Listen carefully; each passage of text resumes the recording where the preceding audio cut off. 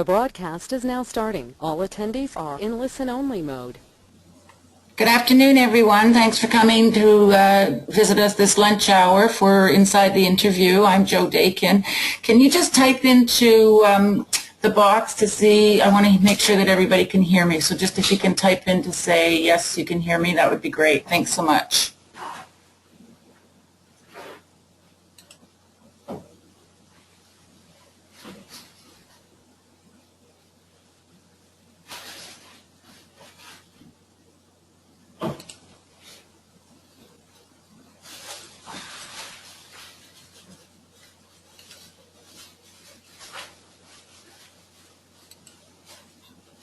Are you able to hear me?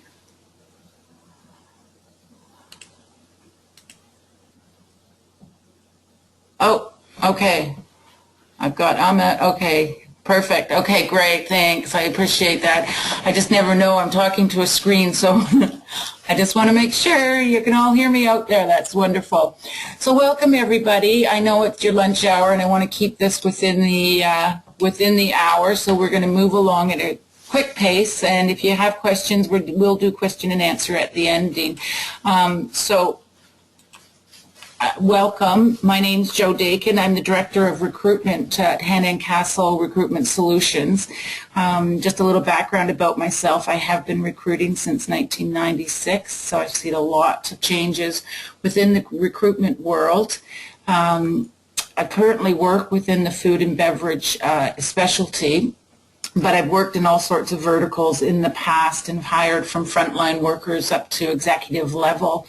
I have a degree, excuse me, I have a degree from the University of Toronto. And my specialist is in sociology, which is the study of people, so that's really come into handy with regards to my career and working with people and understanding the needs of clients, but also understanding the needs of candidates. So I've really been able to meld those together, and it certainly has helped me in my dealings throughout my life. So I just want to, that's a bit about me, so let's just dig right in. I want to do a poll quickly just to see what your backgrounds are. Can you see this poll, I hope?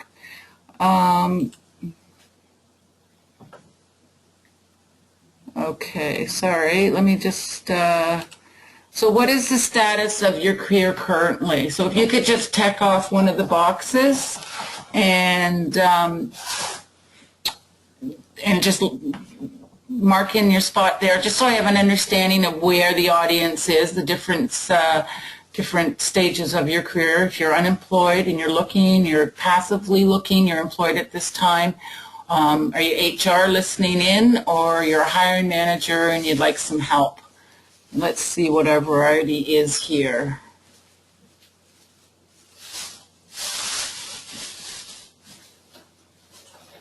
Okay, so it looks like actually we've got a cross between, not all of you have voted, so I'm not sure if there's a technical problem or if you just don't want to tell me, which is fine. So I'm going to close this off in 4, 3, 2, 1 seconds so we can move on. So I do see that we do have a cross of all areas, and I welcome you, and let's move. So let's just do a brief little history of what's been going on. I mean, certainly since 2008, we've had some problems with unemployment when we had that drastic meltdown in the United States, which really hit us globally. So our unemployment rate has been rising, and we can see that. But in the last little while, and we've seen for the last few months, now these stats are up till February because we don't get them month to month. We're a couple of months behind with the government, which makes sense when we're polling people. But it's showing that employment is on the incline and that we have seen some increase in jobs. And just last week I saw in the news there was a greater increase in employment rates for the month of, I guess it would have been March then. But what we've seen now, I think what we're going to see is with the gas prices falling, they're saying that that's going to help us in Canada with making our manufacturing stronger within the province of Ontario. So this is the good news for all of us. but I don't pretend to be an economist, that's for sure. But I am a recruiter, and I just want to say that I have been around, and I have seen when we've had too many jobs and not enough people, if you can believe that. But as we've seen recently, not enough jobs and people out looking, and that's when it gets really challenging. And that's what we're talking about today, is how to be able to sell yourself, so that if you are in that type of a market, that you will be able to stand out from the crowd, and that you will be able to market yourself in a better light. So hopefully that you will get into that interview, that you can sell yourself professionally, and that's going to get the job offer on the table. That's the end result. So what we want to talk about today then is things you need to have to be successful in an interview. So we're just going to briefly go over these, because this is what we're going to talk about more in depth. So knowing your strengths and weaknesses, learning how to answer behavioral questions, which is a way of, a new sort of way which has come about in the last 10 years. It's not that new, but people who haven't been interviewing, and many of you haven't, you've been in jobs for a long time, and now looking, or you've gotten your past roles through referrals and you really haven't had to do really in-depth interviewing, so you may not be familiar with this type of questioning, and this is where it's critical to really present yourself professionally. Knowing your accomplishments, know what your job tasks and responsibilities clearly are. That's really quite important. And the most important thing is that when you are in that interview, is in the final stages, is asking for the job. And then at the end of the talk today, we will do some questions and answers. If if this isn't clear, then certainly I want to open up the forum to you, so that you may make sure that you understand it all. So let's get on to knowing your strengths and weaknesses. We all have weaknesses, we all have strengths, and when you go to an interview, most likely that recruiter is going to ask me, oh, tell me about your weaknesses, or tell me about your strengths. Weaknesses are more important, because that's where we don't know what to say. So weaknesses can be anything from, I don't know how to work in Excel, and that would be my weakness. I'm not very good at that, and I don't profess to be. Now, I don't need to use it a lot in my career, so it's not a really strong weakness, but it is a weakness. If someone said to me, go and create a spreadsheet, I don't know how to do it. So that is a weakness. Can I learn how to fix that? Yes, I could. Once I did, that would become a strength. I've got really strong Excel background. So we have to understand, too, that weaknesses can sometimes be seen as a strength, and strengths can sometimes be seen as a weakness. And I'll give you an example of this. I used to work in a really busy recruitment office that we had sort of a revolving door. We were constantly hiring, and it was for temporary work. So it was, as I say, revolving, because people would come in, they didn't like the work, they'd quit, so we were always looking to hire people. And we had a receptionist, she just up and quit on us one day. She just couldn't take it. She just said, it's too crazy, it's too busy, I can't keep up, it's too chaotic. And it just was not her work environment. It was just, she just didn't have the tolerance to be able to multitask and get the job done. So that would have been seen as a weakness, and it was a weakness for that particular office. So we were able to help her, and we were able to place her in an office where it was an accounting firm. So it was a much quieter, much staid environment, that she was able to answer the phones proficiently and professionally, to get the paperwork done, deal with the couriers and all of that, because it was done more on a realistic schedule than what our office was. So her weakness to us was she couldn't handle the multitasking, but in the other new environment, she had a strength because she was strong and able to organize and stick to the deadlines, but it wasn't that chaotic scene. So I think the thing is, what I'm trying to say here is, you need to know where your weaknesses are and how can you improve on them, and your strengths are what you've done in the past, and those are what you need to sell. So you could say, your strengths are that you're organized and you can see the big picture through, that you worked on big projects, you wanted to, the companies come to you and said, we've not had to create a new line because we're bringing in this new production of multigrain bread. whatever it may be. You designed a new line and implemented it and had the people hired and trained. So that would be able to see the big picture, implement it, and get it up and running. So there shows your organizational skills and things like that. So you need to write these down. Where are your weaknesses? Be very honest with this. And your strengths, those are a little easier to write down. But you need to know them and be able to put them forward to who's ever interviewing you. Now, when we get into behavioral interview questions, this is where we're going to have a bit of trouble if you haven't been interviewing for some time. Behavioral interview questions are based on a theory of sociology, and what it is that the past actions will predict your future reactions. So how you reacted to a situation in the past most likely is going to be how you're going to relate to it in the future. So if you had a situation where there was a deadline or a conflict, or your organization or time management were coming into question, this is where the behavioral question will bring out those answers. So recruiters don't really care about your answers. What recruiters they really want to know about is your management style, your time management, your organization, your conflict management, your work ethic, your adaptability, communication skills, working under pressure, and your team player positive attitude. All of these characteristics lead to your soft skills. Your soft skills are something that you have obtained over time. You've done them through experience. So your management style, are you an abrupt leader? Are you open door policy? Do you have the patience to stop and talk with people? Conflict, can you handle conflict? I remember one time someone said to me, I was in an interview, and they said, well, what would you think one of your strengths or weaknesses would be? And I said, well, I don't like conflict. And then I just came right out. I said, I don't like conflict. And because when there comes to be personal problems within the workforce and people are having bickering, it's for me, it was hard in those days to deal with those types of situations. And what they turned around and then said to me, oh, well, then you must not like firing people. And I said, oh, no, I don't have a problem with that, because that is something that you do through a system. So you give a first warning, a second warning, a third warning. The person has the time to improve themselves and continue with their role, and if they don't, then they have to be let go. So that wasn't where my problem was.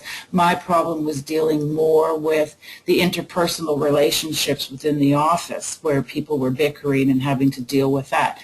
That I've come to work with, and I would say that's not so much a weakness anymore. But what I'm trying to get here is that we're looking at soft skills. So your behavioral type questions are addressing the soft skills. So there's a way to answer these questions that will keep you on track, so that you are demonstrating these soft skills, your management style, your time management, your adaptability, your positive attitude. So if I ask you a behavioral question, and it's going to be in the form of tell me a time when, or explain to me how you handled, those are all past situations that you've worked in and that you have to deliver to them. So we're going to look at the situation, so what was going on, the action, what did you do, and the resolution, what was the outcome. So these are all, when I ask you a behavioral question, so tell me a time when you did not meet a deadline.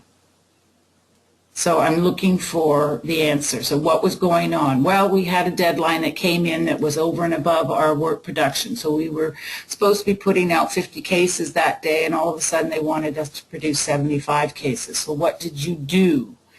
Well, I pulled people off the floor that were in the packing area, and I pulled people off the floor that were in the receiving area, and I put them onto the assembly area.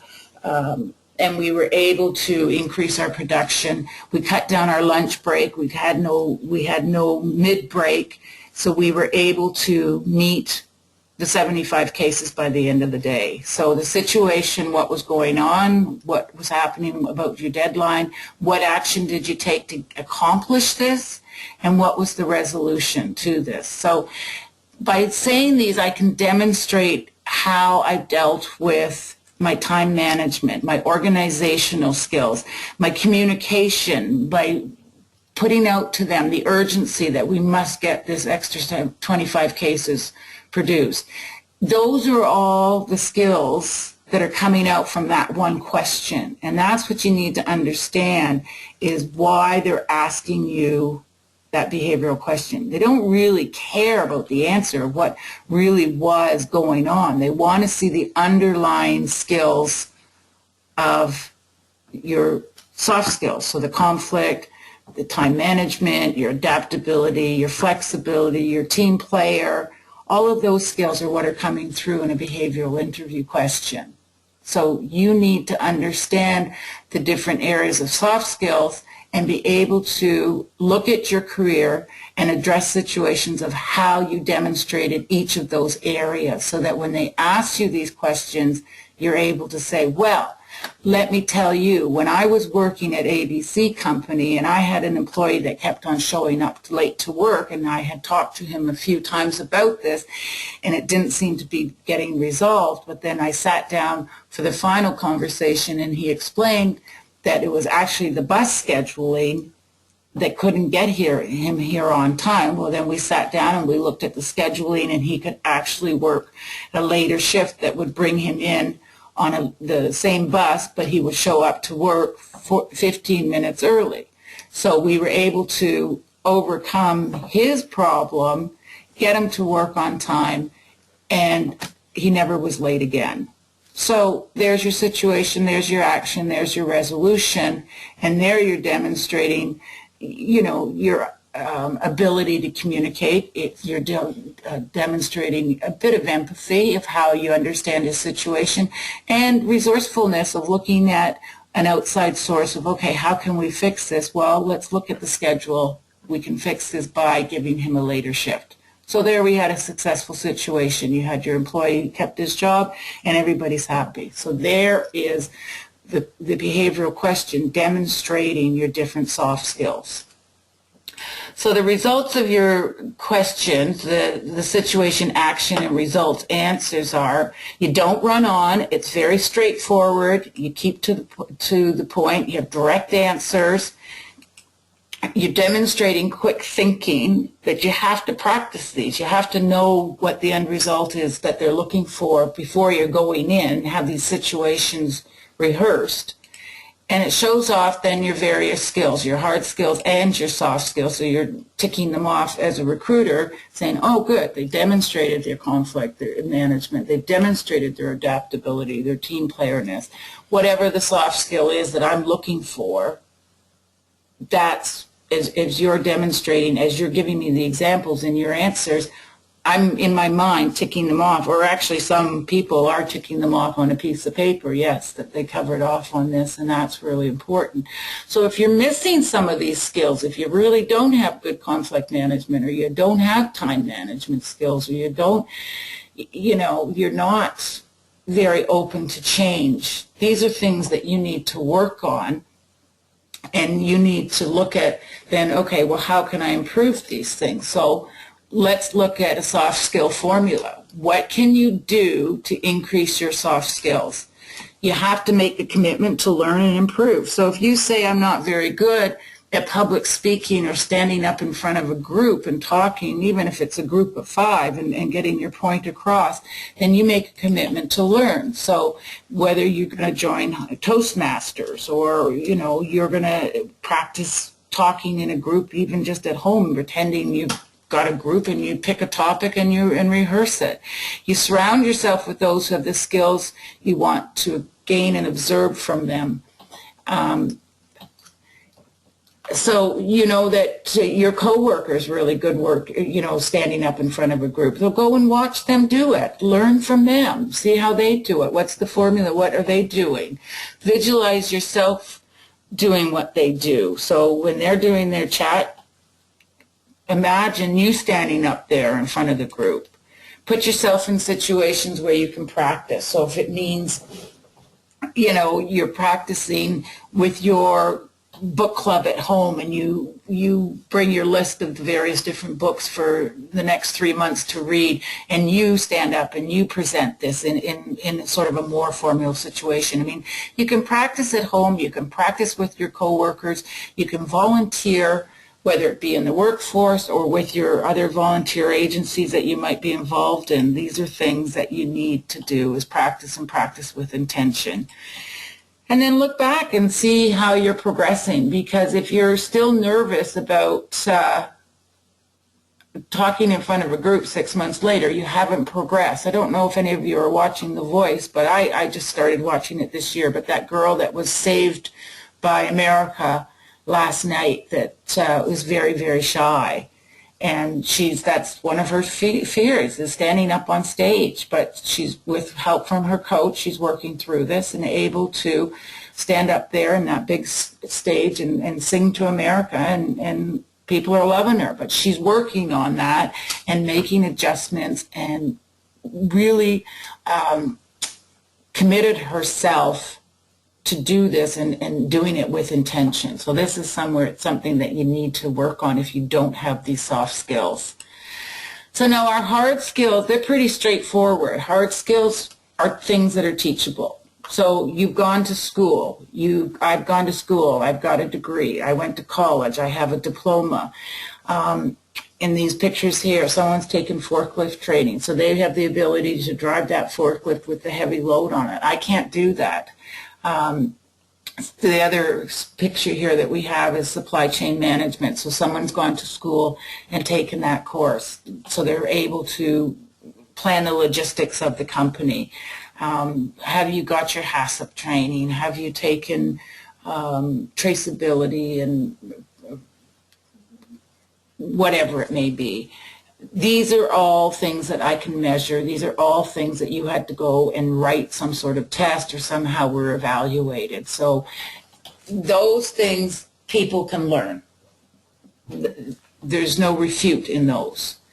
So we want to talk about how you can sell yourself. So it's really important when you're trying to get in front of an employer, in front of a recruiter, in front of even networking, is that you have to be able to sell yourself. So whether it be, like I say, in a networking environment, whether it be in a volunteer situation, whether it be in the workforce, you want to grab the attention of the person that you're trying to sell yourself to. So in this way, attention comes in many ways. It comes with how you present yourself.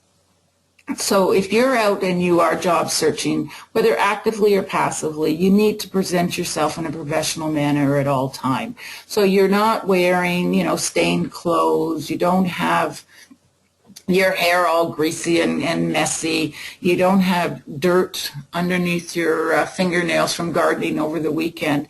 And these are all things that I've seen with people coming in to meet with me. And sometimes I can't believe it, that how disheveled people are. So you have to get their attention, and you're going to get it by presenting yourself in a professional light. Your first impression, you've heard the saying that you never get a second chance to make a first impression. That's critical. And you're making a first impression when you walk into a company and you're going for an interview. Your first impression is being created when you walk through that door. So when you greet the receptionist, if you go into the bathroom and somebody happens to be in there, and you don't wash your hands, or you're talking to somebody and you're not very polite, those are all things that are measured and evaluated and will be somehow reported back to whoever is making the hiring decision. I mean, don't kid yourself if you don't think that people aren't talking about who's interviewing for that role. You need to come across in a professional light at all times. You need to build rapport with whomever you're meeting with. You need to have eye contact. You need to have a strong handshake.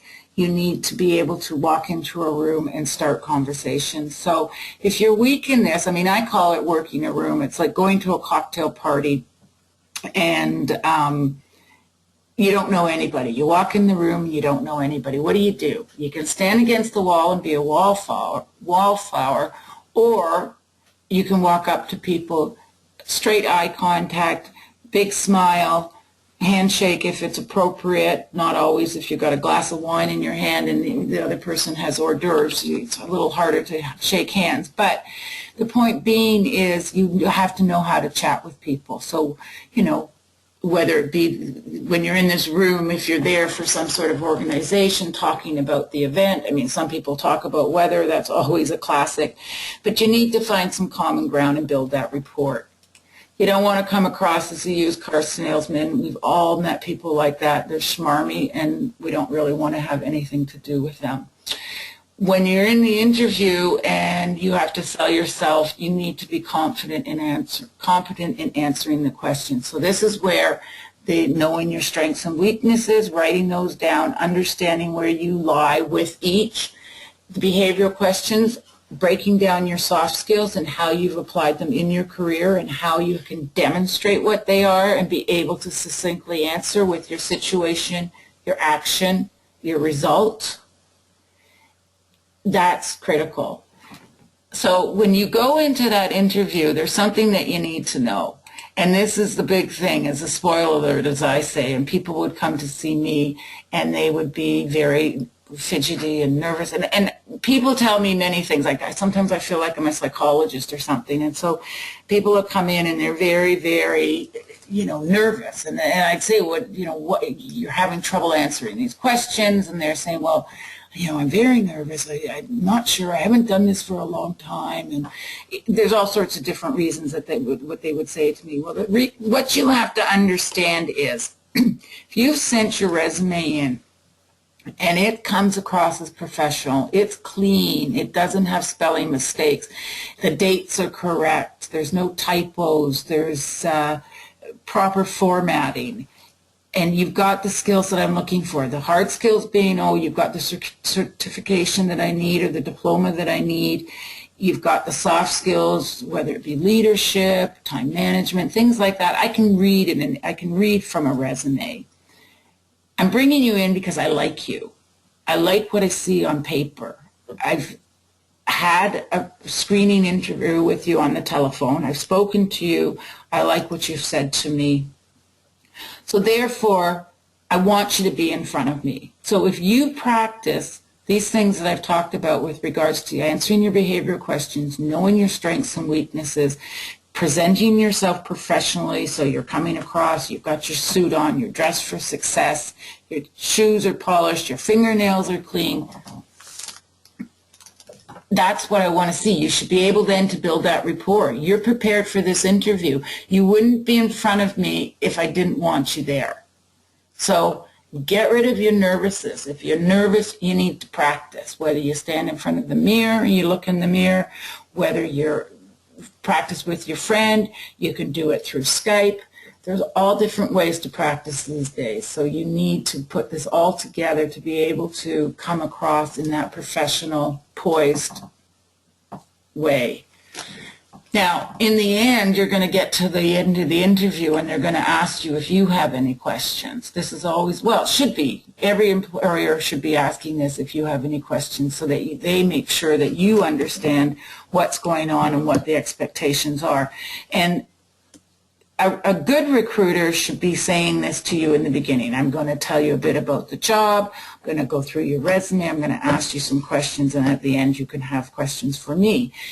And if it's a good interview, throughout the interview there'll be back and forth questions. So the recruiter will ask you a question, you'll answer it, and if you're unsure, you're going to answer back or ask back what the question is. And if you are unsure with regards to a question, you need to say to them, don't feel embarrassed. I'm not quite sure I understand what you're saying to me, or paraphrase the question back. Are you asking me how I handled this situation when I was working at this role?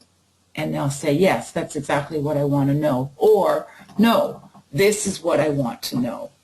So you need to be able to ask these questions in the end. Critical questions that you need to know is the job performance necessary to do this role. So if this hasn't come out through out the interview at the beginning, the middle, or the end, well, certainly the beginning and the middle, then it needs to come out at the end. You need to know exactly what the job performance is and how your skill set applies to it. So if you're unsure, you better be asking the question then. And I would be very specific in what your questions are here. So if you're not sure of the parameters, even if the time shift and when you're working, what location, all of those things, how many people, if you're going to have reports, how many people will be working for me, what's the breakdown of their skill set. You need to know these things so that you know the responsibility of what you're going to have in this role. You might want to be asking what's the most important challenge, the project, the problem of the role that needs to be solved in the first 3, 6 months than 1 year. That's important too, because you can then demonstrate how you've accomplished these things in the past with your background and how it applies to this particular role. You want to be at this point reiterating everything they've said in a positive light. You want to be able to say to them, well, you're looking for somebody that's really had to deal with conflict in the past. Well, in my last 2 roles, we had union situations that were very disrupting, where we had, strikes going on, or whatever the case may be. We were able to work with the employees, and we actually, in the end, were able to dismantle the union.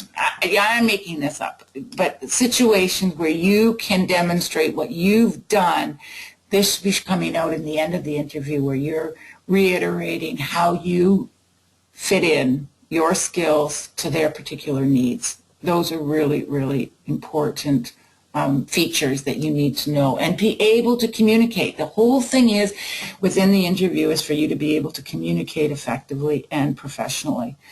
So the final questions that you should be asking is, when will you be making a decision? You need to know this. So if they're interviewing 5 people and you're number 2 on the list, there's 3 more to come behind you. Well, are they doing them all this afternoon, or are they going to spread them out one a day?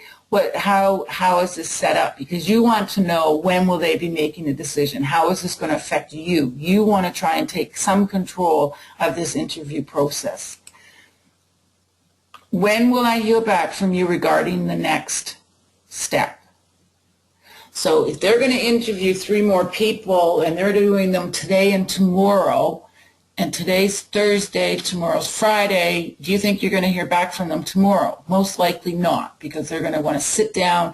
They're going to want to evaluate all 5 that they've looked through various answers, what they may be. They may want to talk to hiring managers again, exactly what the fits are. And then if they're going to bring you back for a second interview, they've got to check and see the availability of the next person who's going to be doing the interviewing, which most likely, if you've met with HR first, most likely you're going to be meeting your direct boss, your direct supervisor, manager, whatever the case may be. Could be that they want to take you on a tour so that you see the environment. So that all needs to be scheduled. So you want to know exactly when you'll be hearing back. So when they say to you, well, you're going to hear back from us next Wednesday. So when Wednesday 2 o'clock rolls around and you still haven't heard from them, what will you be doing? You should be picking up the phone and phoning them and saying, hello, this is Steve calling. Mary Jane, I just wanted to follow up on my interview last Thursday. I really wanted to reiterate how I really think that I'm a great candidate for this role, and have you made a decision, and what would be my next step? Most people don't phone back. Most people don't follow up. And recruiters, I'll tell you this, they're lazy. They're busy. They're also busy. So busy, but they're not really busy. They're wasting time, I think, a lot of them. But one thing about recruiters, and I would say this is true of probably 80% of them, is that they don't want to follow up unless it's good news. They'll never tell you, they'll never pick up the phone. Well, I shouldn't say never, but often they won't pick up the phone and say, you know what, Steve, I'm terribly sorry, but we're not going to move forward with you. One other person had really stronger, work experience within, they've managed 25 people, and they've got the accreditation that we're looking for. So we're gonna move forward with them. But we really enjoyed meeting with you, and we'll keep your resume on file. If something else were to come up, then certainly we would give you a call. They don't necessarily make those calls. They're not, they don't like that. So that's why, I constantly am talking to people and they say, oh, I never heard back. I never heard back. Well, and I always ask, did you phone? So you need to make that call. But you need to also ask, when will this decision be made? I want to know where I stand. Okay? So let's just review, and hopefully I've covered these things off. I know it's sort of been quickly, but I wanted to keep it within your time frame of your lunch. Things you need to have a successful interview. So know your strengths and weaknesses. We talked about that. This is where you need to write them down. What are your strengths? What have you demonstrated? What are your weaknesses? What do you need to improve? If you need to improve them, what are you doing to improve them? So if you're not very good in Excel, like myself, what can I do? Well, I can take a course. I can take an online course now. Everything's pretty handy these days with the internet and technology. So I took an online course. I know how to make a spreadsheet. I know how to create formulas. I know how to merge. So I'm now quite proficient in Excel. So no longer is it my weakness, it's now a strength.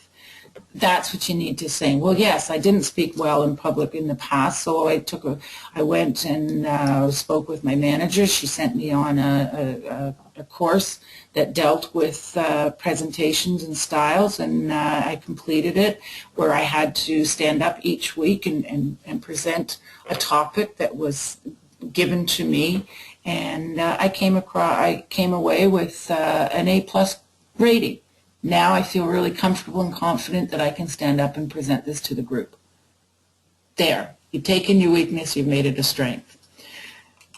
So you learn how to answer succinctly to a behavioral question. So again, what's the situation? What was the action that you took, and what was the result? These are your soft skills that are coming through and being demonstrated. So do you have time management? Can you deal with conflict? Are you a team player? Can you adapt to a situation? Are you a positive thinker and positive attitude? Those are all the soft skills that we're looking for. Well, and there's more, but those are a lot of the main ones. So know your accomplishments. Know that you've grown your sales territory from 122% to 153% in 18 months. And then they might say, well, how did you do that? Well, I did that through cold calling. I did it through networking. I went to a lot of research the associations with regards to when their meetings were, went to them, set up trade shows, the different things. That's when you be able to sell yourself, know your accomplishments, and back up whatever you have to say. I was able to cut down on our waste management by 22%. I sourced a new ingredient from a different supplier that was going to be just as flavorful, but it was going to be 4 cents less a pound, whatever the case may be. Those are accomplishments. Know what they are, get them on your resume, and be able to stand by them. Know what the job tasks and responsibilities clearly are. So if that's not up front, when you're going into the interview, you need to make sure in the interview that you know what the responsibilities and job tasks are, so that you can apply your past background to what they're looking for. You've got to sell yourself to what they're looking for. It's not about you, it's about them. What benefit can you bring to them? You sell yourself to their needs and prove that you can meet the needs that they're looking for. And then last thing is ask for the job. If you don't ask for the job, you're never going to get it. That's the close that you have to do. Everybody in sales, we all know this. If someone's in sales, you have to ask for the close. And by you sitting in the interview and saying, when do you think you will be making the decision? When will I hear back from you? How many other people will you be interviewing? These are all areas where you're looking for the close. Because they're not going to say, did you get the job? I mean, it's very rarely, every once in a while, you might get lucky, but it doesn't happen when you're in a professional career job process. That they're going to say, okay, great, can you start tomorrow or start, next Monday? That doesn't happen very often. It does happen, but it's very rare. So you need to know what the next step is in getting the job. So I hope that I have gone through all of these steps with you today. I know it's been quick and it has been on a sort of touching the surface level, but I don't want to take this on to a 3-hour talk because I know that your time is essential and you've got work to do. So does anybody have any questions with regards to any of the topics that I've covered off, any of the slides that I've gone over, or any questions that you might, underlying questions that you may have that we can talk about right now?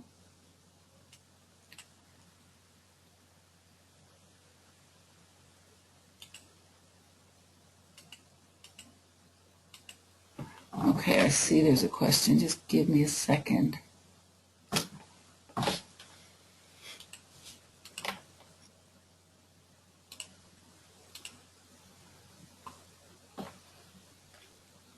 I'm trying to open the screen up bigger. I can't. Okay, just a sec. Okay. If you're connected to the interview by a recruiter, do you call back to the recruiter or the company you interviewed with? Okay, Cynthia, let me see. Okay, if you're connected to the interview by a recruiter, so it's a third-party setup, do you call back the recruiter or the company you interviewed with directly? Cynthia, if I were to send you off to an interview with ABC's company, and you were interviewing for a product developer role, let's say. I'm not quite sure what your background is, but let's just assume you're a product developer. So I'm sending you to ABC company, and they're looking to hire a product developer, and you go through the interview.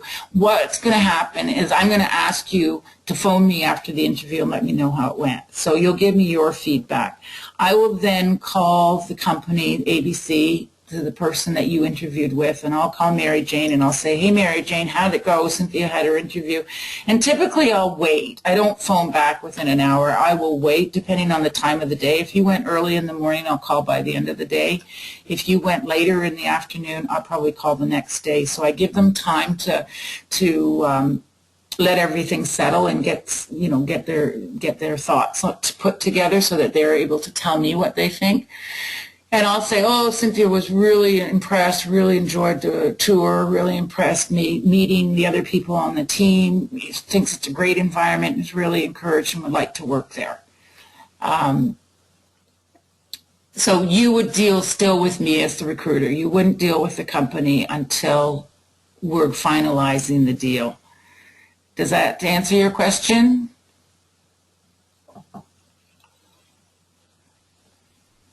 Okay. Okay, good. Thanks, Cynthia. Okay, we've got another question here. Amit, question around the money. I didn't talk about money, but that's okay. Question in the interview if it comes up. Okay, that's an excellent question, Amit. And what will happen is I will give you a pre-screen. I'll phone you before I set up an interview. Typically, if I'm calling you, so I'm a third-party recruiter, okay, it's not the company directly, but companies will call you directly and they'll ask you the same thing.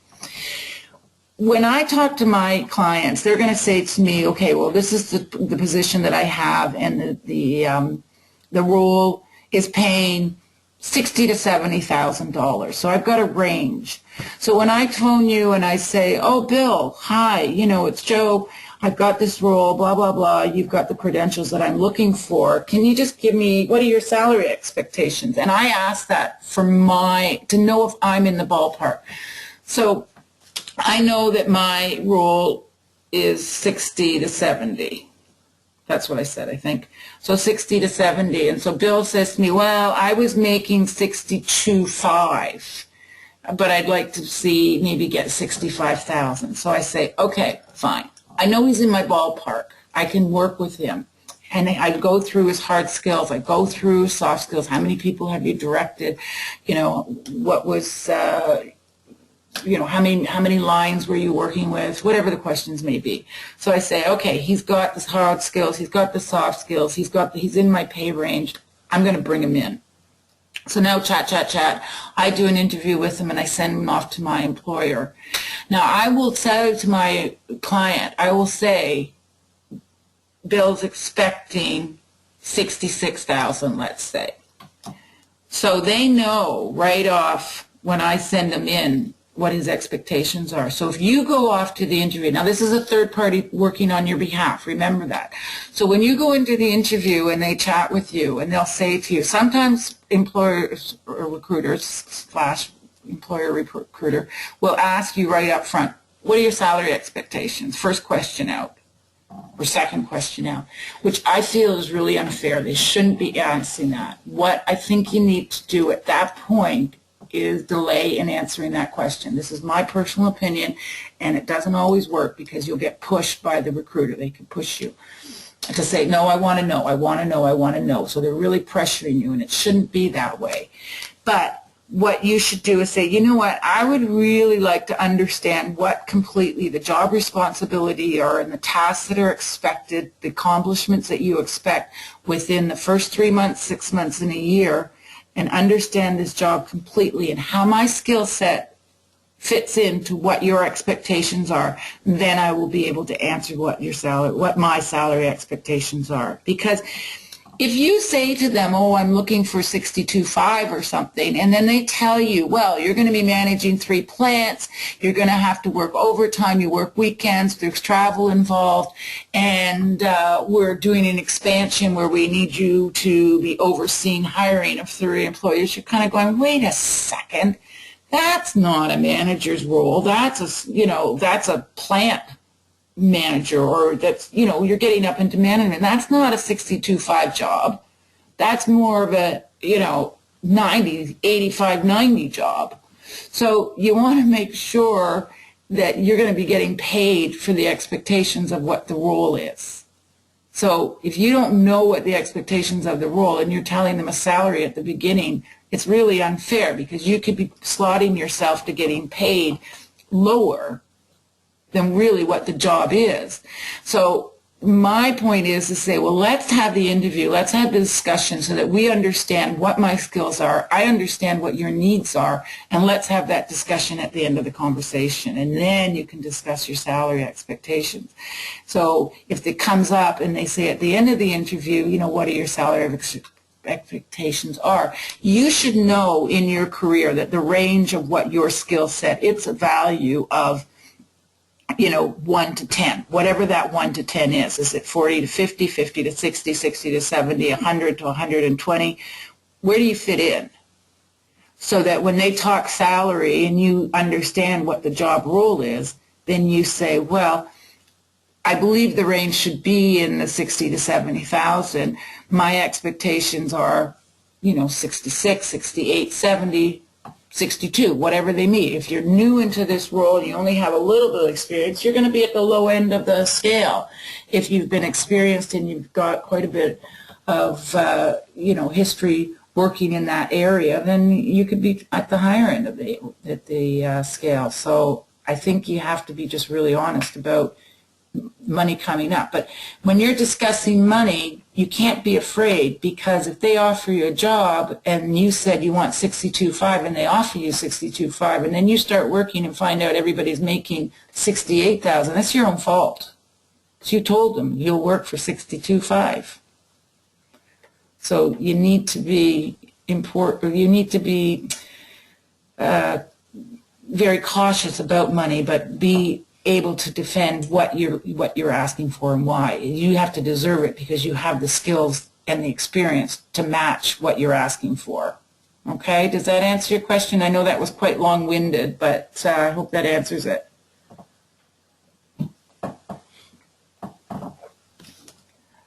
Okay, we have one. Jimmy, you want to know about the thank you letter. Is it very important? Does it have a real impact on the process? That's a mixed bag, I would say, 50-50. You know what? To be honest with you, me personally, I don't read cover letters, and if I get a thank you letter, I really like that. I think it's nice. I think it's thoughtful. But I'm that type of person. I like to get a letter. I like to get the letter in the mail. Most people these days, they'll send a letter and it's through the internet. So it's not really a letter, it's an email. In the old days, we used to send letters, and you had to be very careful because you'd get letters that were mispronounced, names were wrong, spelling mistakes, grammatical errors. That's where you can really screw yourself, because if you're sending them with those errors in them, you're so, oh, this person can't write a letter. So if you're sending emails, it's the same thing. Do people value those? If there's anything wrong with it, like I say, grammatically or anything that way, you're gonna miss an opportunity. They're gonna walk away from you. So, are they important? To me, not so much. To somebody else, they could be. So that's a real 50-50 call. I can't answer that. Yes, send one. No, send one. I think the thing is it would be more important. I always used to say when I was teaching in the college, I always used to say, what gets you closer? A letter to a phone call? Well, the answer is phone call, because you're talking to them. A letter, it's only a piece of paper. Letter to phone call to person, obviously person to person.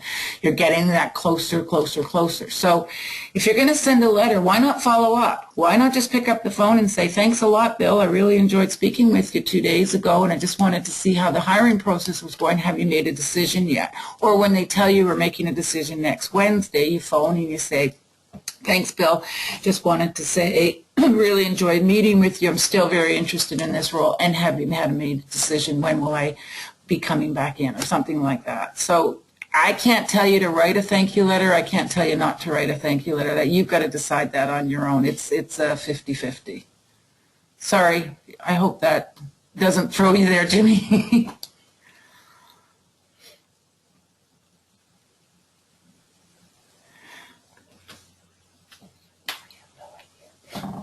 Okay, is there any more questions out there?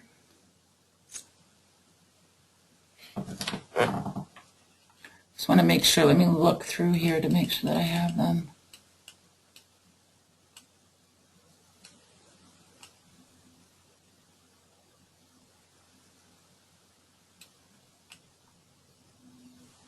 I had a great interview. Okay, wait, Brenda, I'm just reading this. A recruiter recently set up an interview with me. Had a great interview. The recruiter asked me to send a thank you. The recruiter asked me to send the thank you email to him and not the company. I thought this was quite different. I always got the thank you letters directly to me. I never sent them to the company because I was dealing personally with them. And I know back in the day when I first started recruiting years ago, and I worked with a big corporation, and we used to get evaluated. We had KPIs, and so one of the areas was, how we were making a difference or how we were impacting. I can't remember exactly what the title of what they were looking and marking us on, but every single thing that I used to get, whether it be a thank you letter, which mostly that's what it was, thank you letters or invitations to go and do public speaking, that sort of thing. I kept all that. I had a file and I used to keep it personal. That's what I called it, personal. So anything that came in that way directed to me to say, thanks, Joe, really appreciated meeting with you, or thanks, Joe, for getting me the job, anything like that I kept in this file, because when I used to go for my then quarterly reviews, I used to take this little file with me and I'd pull them out and I'd say, look what I got, look what I got, look what I got, look what I got. And that would all be marked for me in good stead. So maybe that's why he wanted one too, because he was getting rated and it was showing his value as a recruiter. I don't know if that's the case, but that possibly could be why. That's why he wanted it directly to him and not the company. And like I say, I never ever got a thank you letter to the company. They were always directed to me, and I never asked for them. Never ever. They just came. So I'm not sure if that means anything, Brenda, but any other questions? Let me see. Okay, well then I think we'll do our wrap up here. So I I just wanted to say thank you all for joining us today. I appreciate it. I appreciate the questions and the feedback. You will be sent a survey after this. It's an automatic survey that's been set up that will be sent to you. Certainly, please go on our website. We do have other webinars that are coming up. They're not listed at this point, but we will be having them. You can follow me and follow the company on LinkedIn. Possibly it's better to follow me. You can see my postings that I put out usually on a weekly basis that go on to LinkedIn Pulse. If you're looking for any help with regards to your recruitment, if you're a company that is starting up a project, or you know you're doing some sort of expansion or change and you need some help, certainly give us a call. We'd love to talk to you about, you know, how possibly we can help you in that area. If you are looking for work and you are a top quality world-class candidate and I want to talk with you, you can send me your resume at joe@hannahandcastlerecruit.com. And I look forward to meeting you all in the next webinar that we have, and thanks for showing up today. I really appreciate it, and everybody have a great afternoon and a great weekend. Bye now.